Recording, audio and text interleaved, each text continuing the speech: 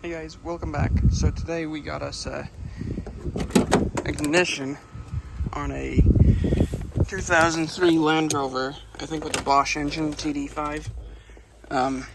Ignition cylinder struggles with turning. So what I'm going to do is I'm going to show you guys how to take this apart, how to fix your keys for it for free without having to replace your ignition tumbler, and then we're going to program some new keys to it. So stay tuned. Got it out. Just use some vice grips on those top bolts to fill up screws on the side, and then this guy here we just let dangle like that and put the screws back in so we don't forget them. So what I ended up doing here was I just went on ahead, I clamped it down to the table, I used a drill, I drilled it out, and then as you see in the next clip here, we had a hell of a time getting it out, and it had to do with that shoulder was folded in. So hopefully this helps. Okay, so really quick on this, focus camera, on this guy, there's a little bit of a retainer wall around here, so you're going to want to file down your edges or drill it out.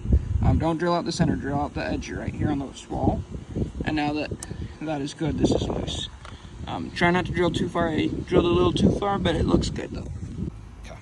All I did was put it in the key afterwards, after pulling out of the lock. When you do take it out of the lock, be careful. There will be this little arm here.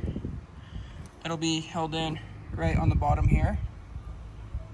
And then there'll be a spring for that corresponding to it. And then there's a spring inside of here, which is this guy. And he goes on the end inside here, inside your lock cylinder. But now that we got this lock cylinder out, oh yeah, whole bunch of just gunk.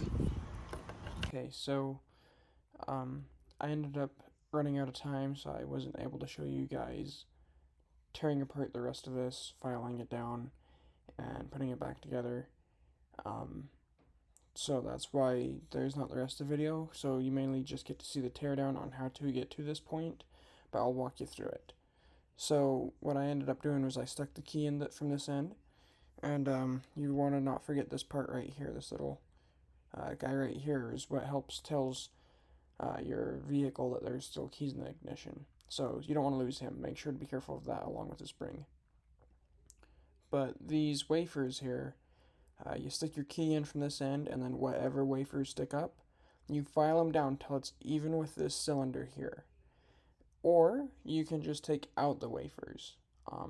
I did a little bit of both, just because I didn't have enough time to sit there and file each one of them down. I made sure that the customer is aware. Eventually, we'll probably go back in and rekey it, but as of right now, it's going to work. Everyone's happy out of it. But yeah, so you just go on ahead and either take out the wafers or file them down, and then reverse process, put it back together. What I ended up doing for the roll pin that was stuck in there, we ended up having to drill that out, and so we retapped it to an M12 bolt, and I happen to have one on hand, so we retapped it to an M12, put it in. The bolt was too long. It only needs to be 8 or 10 millimeters long, so I cut mine down, ground down the center into a cone shape to make sure it'd fit into that little tiny hole, and then reinserted it back in, and problem was solved. So when you put it back together, just reverse process. Don't forget the springs. Be very careful of all the different tiny components. They go flying very easily. Once you get the whole ignition cylinder put back together into the whole housing and everything, then you're ready to reinstall it. Hopefully this video helps you guys. So thanks guys.